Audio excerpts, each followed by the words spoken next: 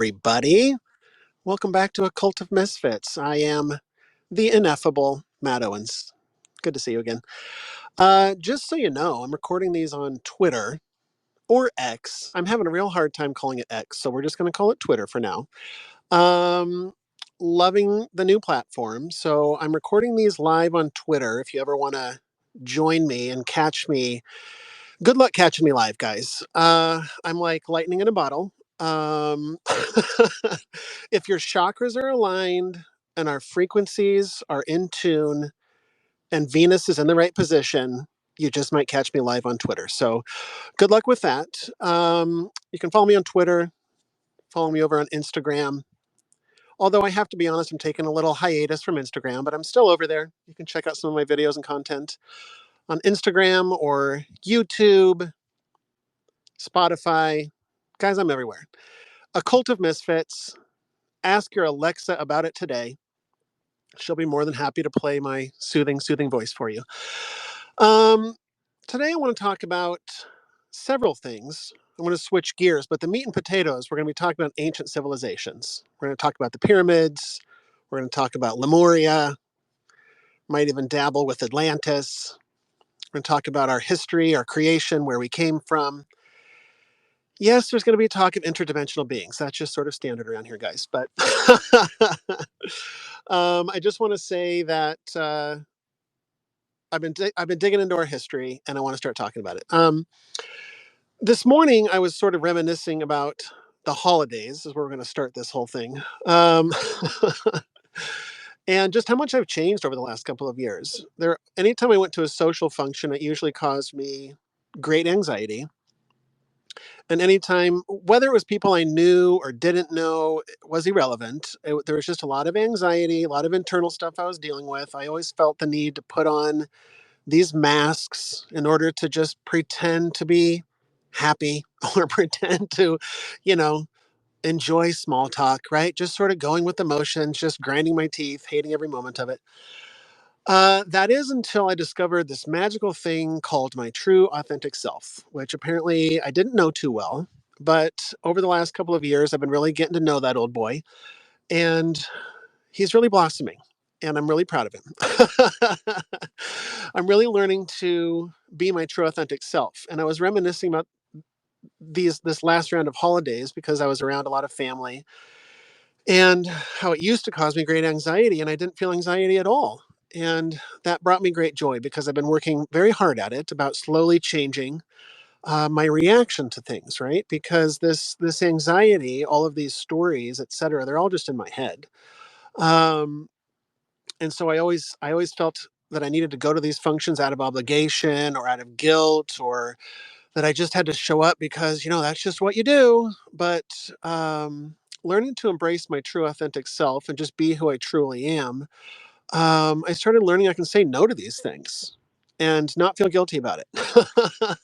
I didn't know that that was an option all of these years. I just felt like I had to do it because I didn't want to deal with the guilt, and you just do what you do. So um, I've really been pursuing freedom in my life, and a major component of this freedom is the ability to just be who I am. It doesn't matter if I'm around grandma or the Pope or my friends. I'm going to act the same way around all three of those people. Um, and to me, that's freedom. That's the ability to just be who I am, to let go of other people judging me, not caring what other people think about me. It was a whole process, right? So it didn't happen overnight, but when I started getting into these, more spiritual things, um, I was always very cautious going into social functions because I didn't want to weird people out. You can't start talking about the Anunnaki right out of the gate. That's gonna that's gonna panic a lot of people. And so I would always sort of feel like I couldn't really be my true self ever. And it's not that everybody has to enjoy talking about things of a spiritual nature, but I just felt like I could never, I always had to just sort of pretend to fit in. And part of being a misfit and embracing my misfit hood is just letting her rip and letting my weirdness flag fly. I tell my kids we're on team weird. There's nothing to be ashamed about there. And so I often found that I was putting a damper on myself when I was going to these social functions. I didn't want to talk about aliens, or I didn't want to talk about interdimensional beings or the afterlife, because a lot of these topics make a lot of people jumpy, like real antsy. They don't, and it becomes real obvious when I put my feelers out. Maybe we'll start the conversation about psychedelics or mushrooms or something. It becomes very evident if they are on board with this conversation or not, or the afterlife, or the meaning of reality or God or any of these things. You can tell when people get real antsy. And so, um, in embracing myself, who I truly am, I just, people know that I'm the guy that talks about that sort of shit. And if you don't like it, then don't sit by me. Because I love who I am, I'm not embarrassed about it like I once was. Where now I embrace who I truly am, and for me, that's bringing more joy and satisfaction in my life because I'm not holding back. I'm not hiding who I am. I'm not feeling awkward because I have to participate in a conversation I don't want to, perhaps. So, um, just thought I'd mention that because it was on my mind this morning. But like I said, I've been diving into these ancient civilizations and gone down many rabbit holes, which I love. But it reminded me that I need to continue to question everything. As I had my what I call my awakening in 2020, I just started seeing things differently. I had the ability to start asking questions and questioning everything in my reality, questioning the government, questioning the afterlife, questioning Christianity, questioning my reaction to things, right?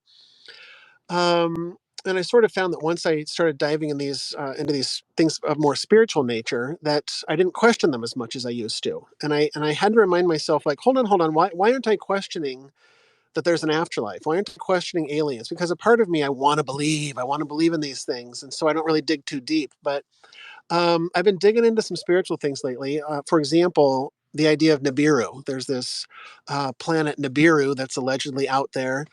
This mystery planet X that comes around every 30,000 years or whatever, and perhaps it's the Anunnaki's home planet or whatever. Who knows, right?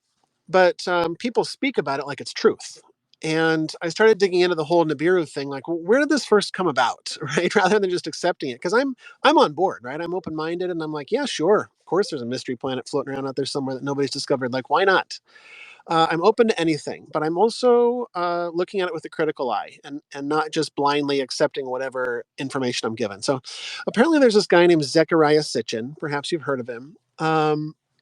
And he did his own interpretation. He studied all of the ancient Sumerian, which is the original clay tablets. It's the oldest form of written communication that we have. It's where mainstream scholars believe that civilization first began, was around 6,000 years ago.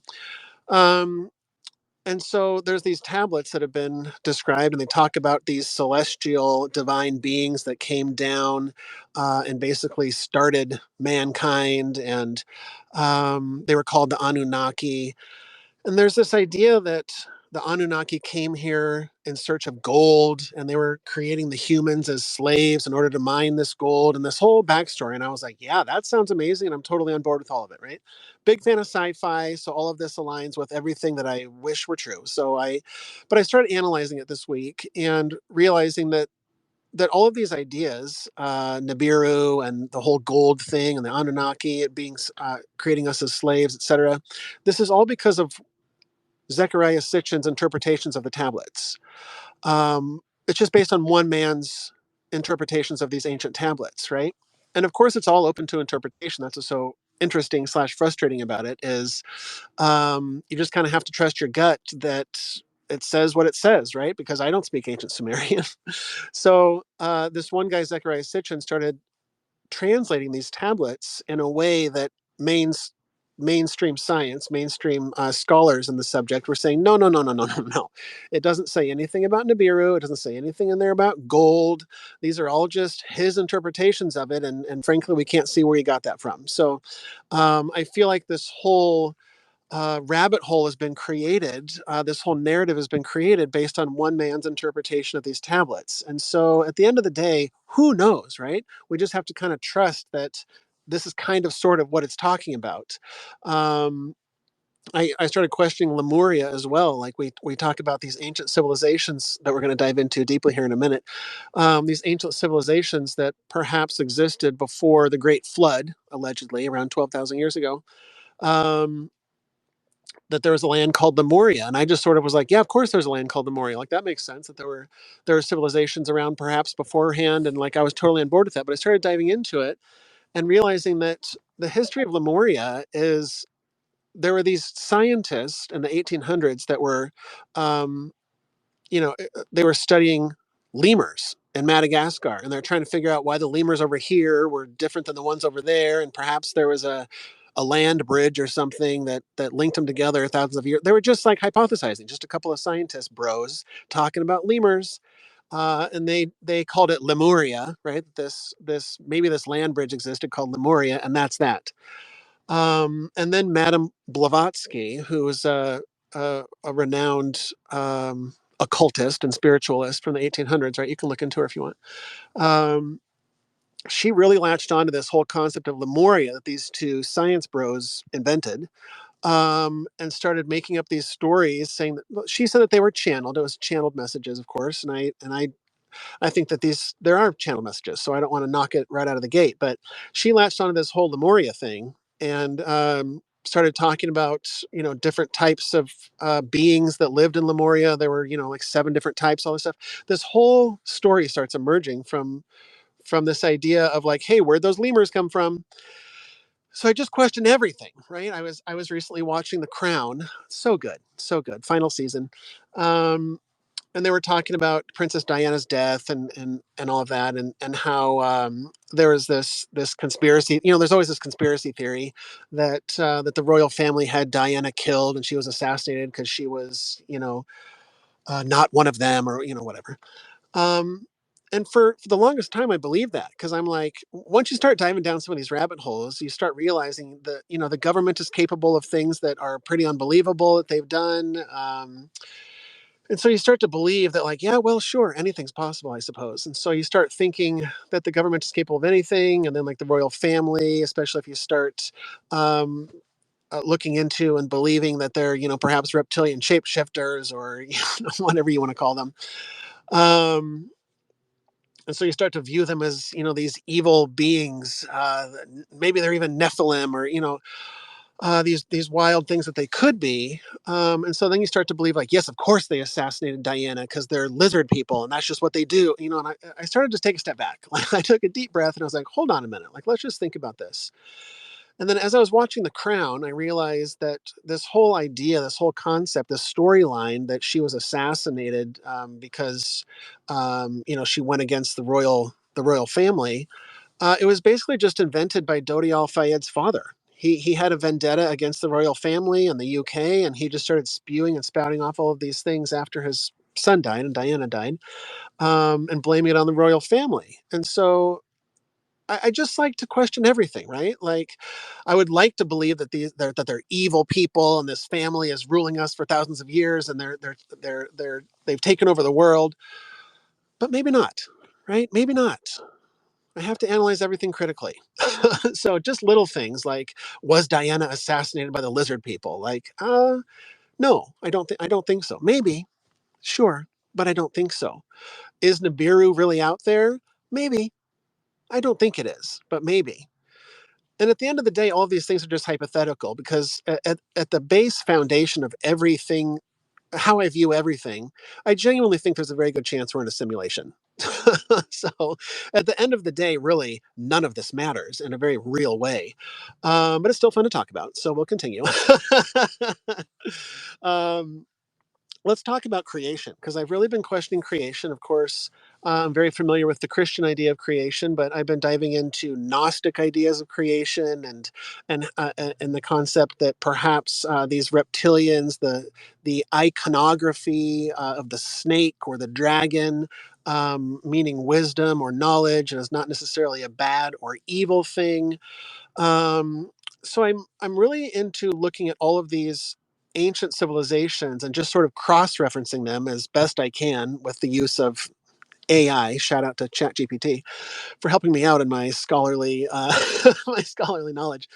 But I just find that there's so many patterns across the world, across all of these ancient, most, I should say, not all, many of these ancient civilizations. There's just so many similarities, and I love to see the patterns, and I love to talk about them. So in the story of creation, and I'm generalizing all of this because there's variance in all, worldwide, and in the creation stories, of course, but all in all, I've kind of boiled them down to the basics. And the basics is that there were these primordial beings that are, in my opinion, beyond our comprehension.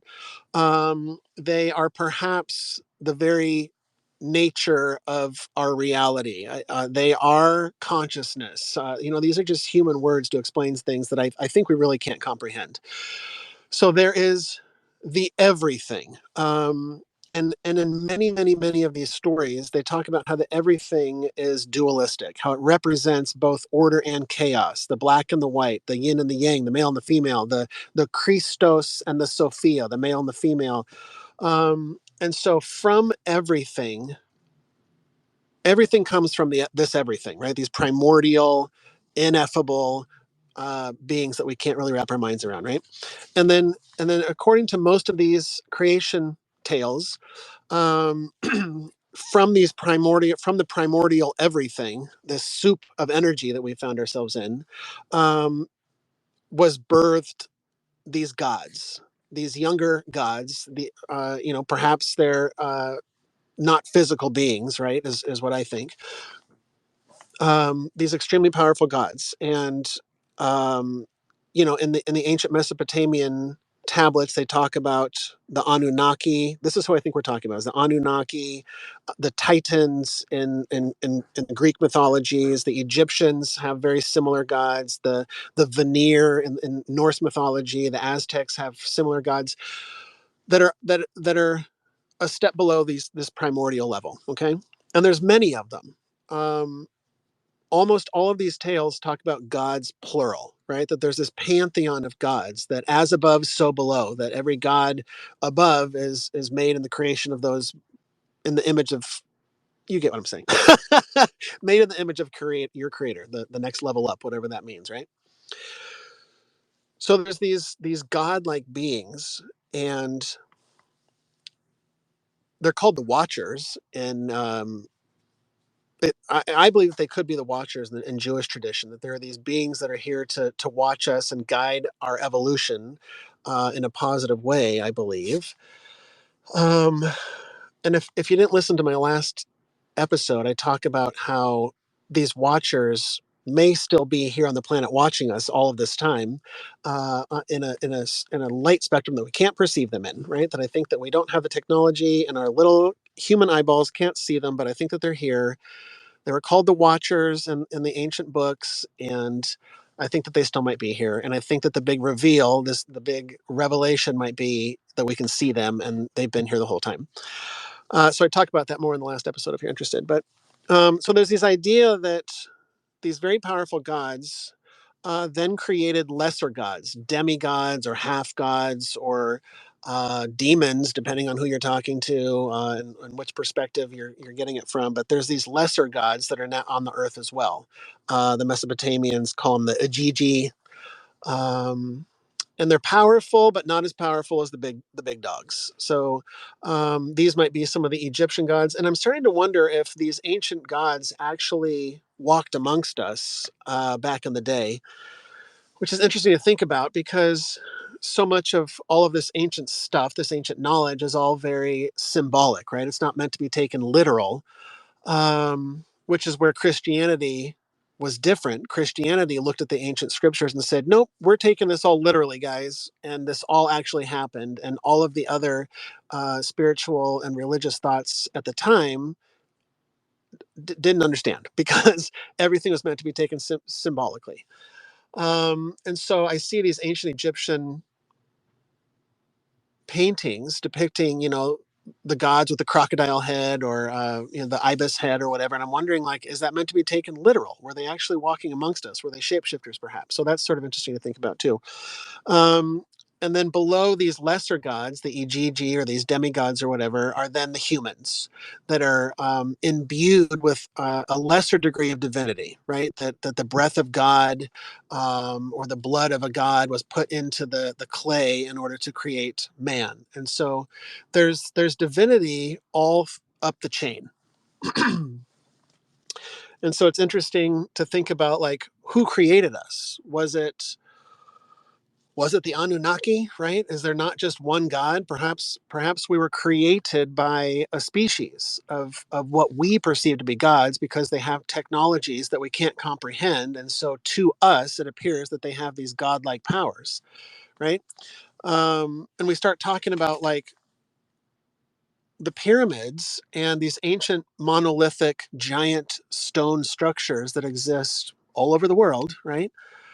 Um, it's a real head scratcher, and I've never really dove deep into the pyramids. I've always been interested in it casually interested in aliens, and like, well, maybe the aliens helped us build it thousands of years ago, like, question mark, who knows? And I never gave it any more thought beyond that. But I've been kind of diving deep into ancient civilizations, perhaps ancient technologies. And just to give you a quick timeline, just for my own brain, I did this because I hear about the Sumerians and the Egyptians and the ancient Indians and the Mayans and all, and it all was a big blur to me, and I didn't understand, like, the timeline and where we are on that and who was around first. And so I'm just going to give you a real brief rundown. According to mainstream science, they believe that civilization started 6,000 years ago, and that started with the ancient Sumerians. They lived in the Fertile Crescent between the Tigris and the Euphrates River in modern day Iraq, is what we're talking about. So, this is where civilization started, according to mainstream archaeology and science, because we have these tablets from 6,000 years ago, and there's nothing found before that indicates a civilization, according to mainstream science. Okay. So that was 6,000 years ago. And then about 400 years go by, and we get the Egyptians. Okay, their civilization is starting to get going. And then another 500 years beyond that, then India starts kicking into gear, and their civilization starts up. Then about another 500 or 600 years after that, you start getting the Jewish people, Persians, Chinese, and the Mayans. They're all kind of lumped into that. That was about 4,000 years ago.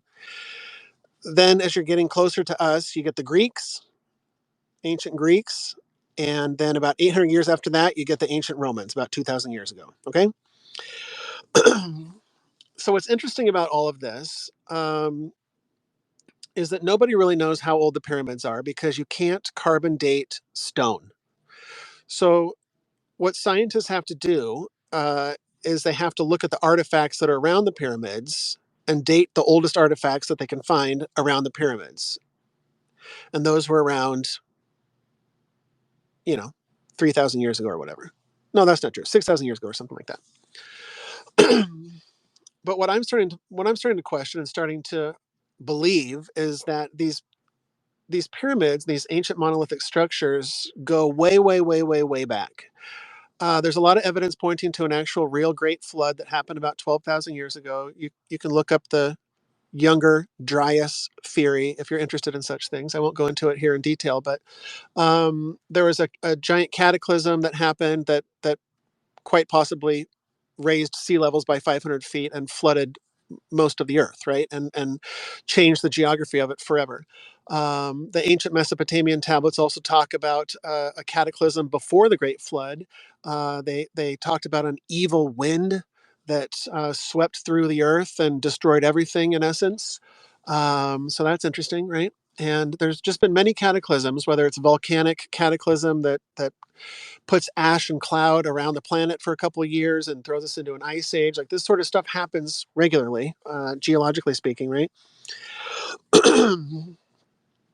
And so it's very interesting because archaeologists just discovered fairly recently um, something called Göbekli Tepe. It's a site in Turkey that they believe is around 10,000 years old that shows evidence of civilization. which goes against everything that mainstream science believes, because they say it happened 6,000 years ago, and this is saying that there was a civilization around that was 10,000 years ago, and nobody understands how that is possible. Right? There's all of these ancient structures that have been built over time and then buried mysteriously. Nobody knows why it was buried, whether it was intentionally buried or it was a part of the great cataclysm that covered everything in Earth. But there's these ancient structures that are 10,000 years old at Göbekli Tepe that are pointing to very specific stars, pointing to the Sirius star, and they're aligned with the solstices and various constellations. And it's very obvious that that they had a knowledge of astrology, right? And architecture and engineering and how to move these giant stone blocks, right?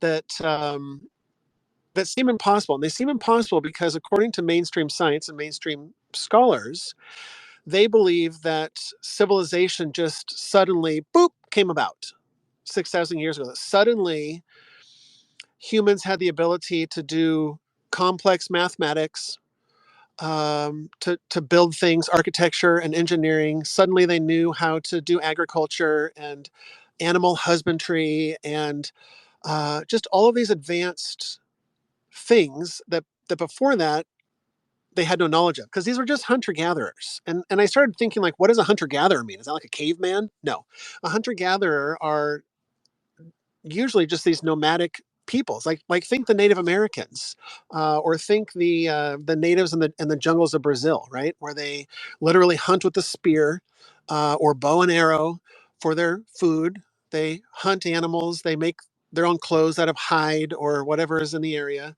These are hunter gatherers, and so according to mainstream science, it would be as if these tribesmen in the woods of in the jungles of Brazil were to suddenly start building these advanced pyramids uh, with such precision that it blows the mind, right? With like 99.98% accuracy in terms of pointing to the correct stars, or perfectly built to the exact height, and the mathematics of it all.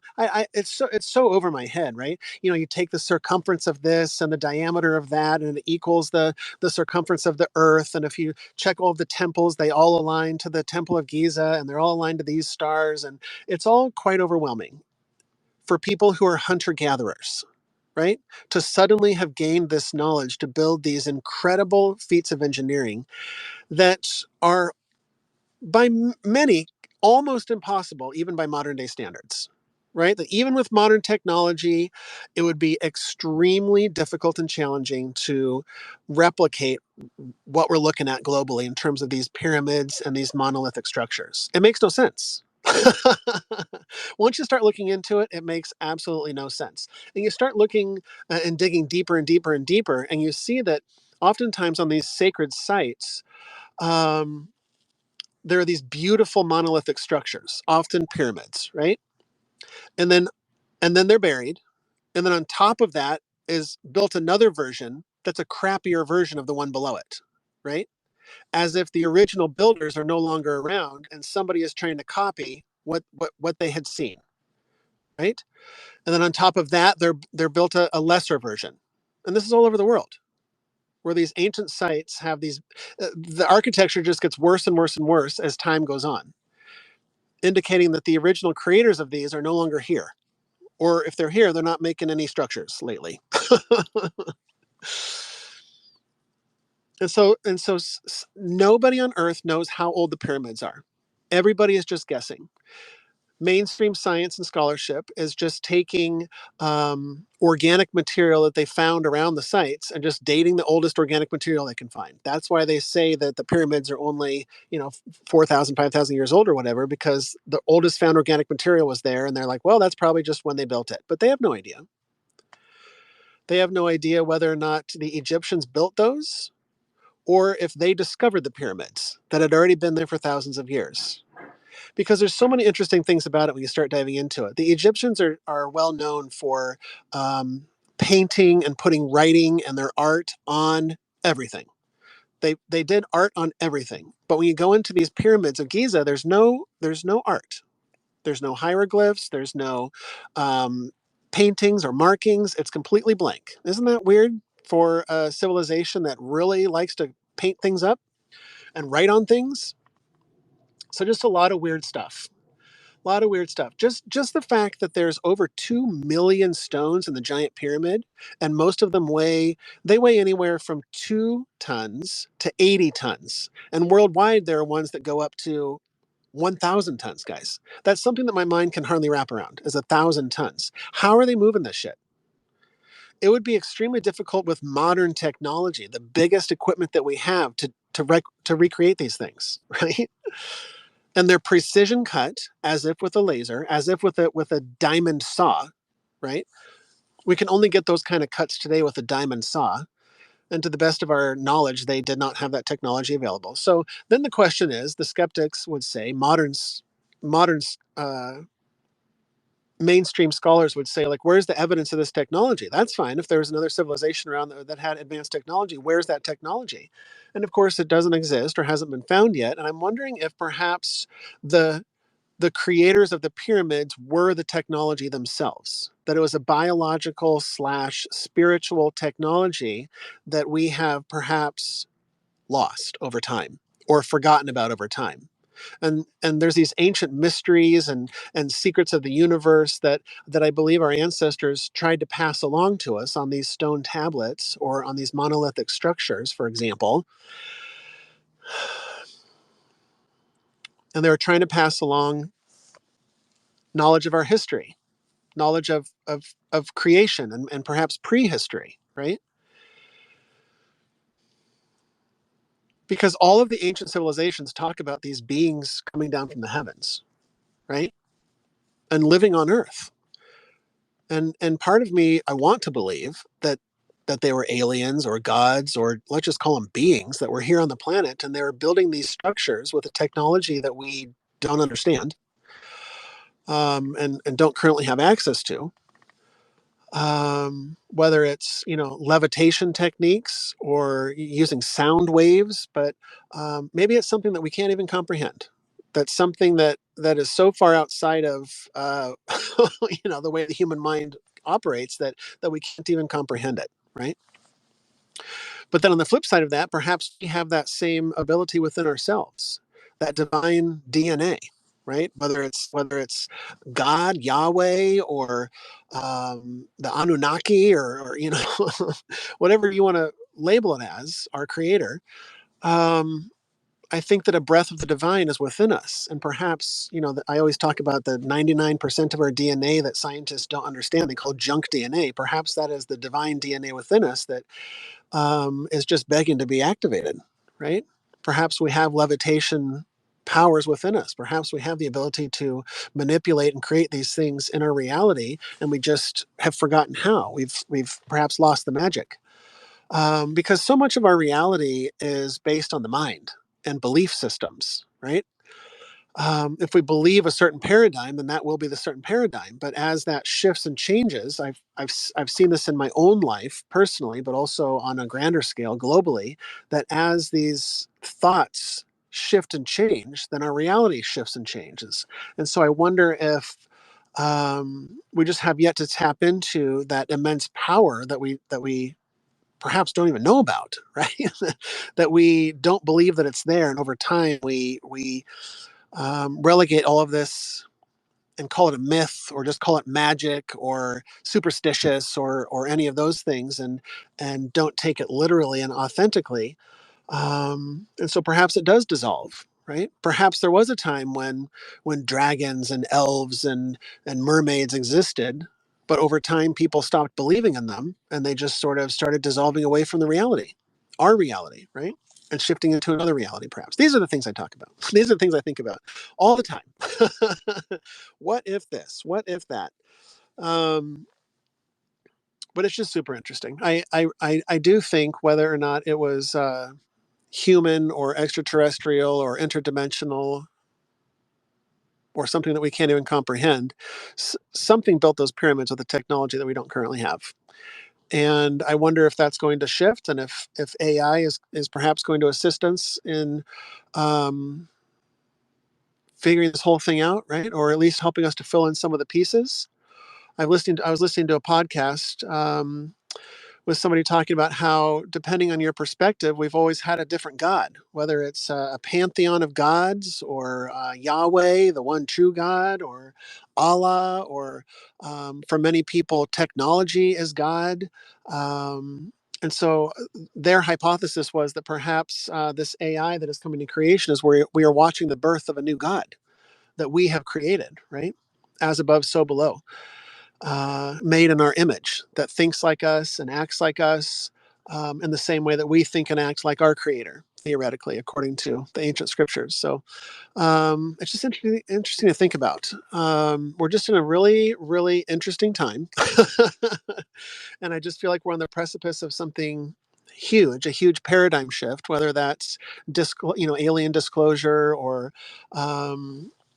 getting to peek behind the curtain a little bit more, in terms of the nature of this reality and our existence, and whether the pyramids were constructed for spiritual purposes, or energetic purposes. There's definitely talk about how they could have been these energy structures. There's water beneath the bedrock that could be used as a conductor, and the pyramid had a gold tip, and this white beautiful stone on the outside that had conductive properties, and perhaps they were just giant towers to conduct electricity of some sort. So just all these theories that are fascinating, and I'm open to all of them. Um, but at the end of the day, it makes my brain hurt. The smoke starts coming out of my ears, because it just makes no sense. There's so much of it that just doesn't add up, and there's so many missing pieces, and I'm starting to question whether the government actually knows. Maybe they've dug into it and they're just like, well,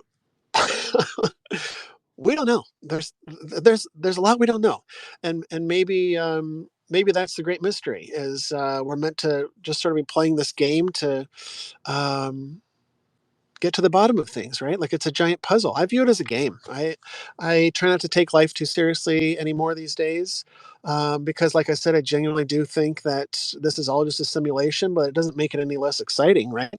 I'm just sort of along for the ride and enjoying the adventure of it all, the ups and the downs, right? The days of bliss and joy, and the days of misery and sadness, just about embracing all of them, and just thanking the universe for this wild experience. It's fucking wacky. This place is fucking insane.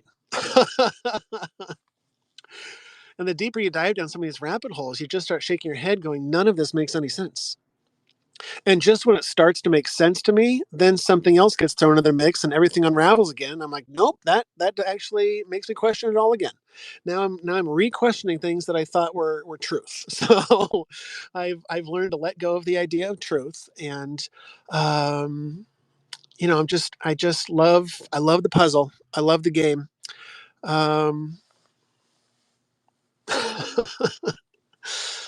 It's so insane. I was listening to another podcast where they were asking somebody, "What do you know for real? What do you know for sure?" And it's such a good question.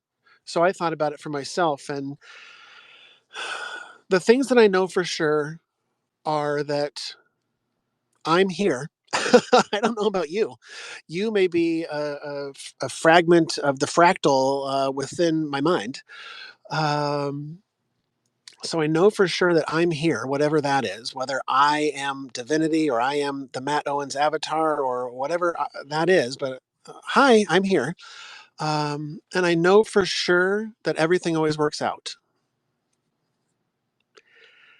That one is a foundation for me, because oftentimes when I go through life and I experience bumps in the road, it's very useful to remind myself that everything works out. And I had to test this rigorously in my own life. I really put the universe to the test. And I got my notepad out, metaphorically, and I took notes anytime something happened in my life. Anytime there was an event, or I didn't know how I was going to pay for that, or how this was going to work itself out, or any of those things, uh, I realized that it always worked out. Now, the caveat to that, of course, was I didn't know when or how it was going to work out.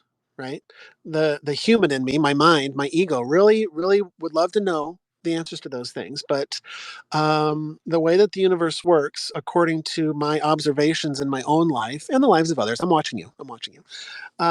Is that everything always works out.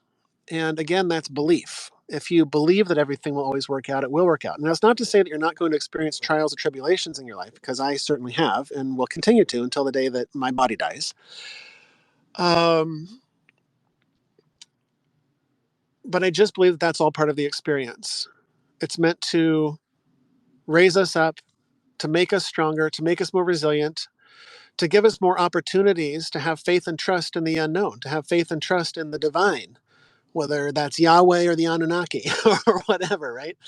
Um, and so the more that I've learned to just lean into that faith and trust, lean into that system, that foundation for me, that everything will always work out, even though I can't figure out when or how.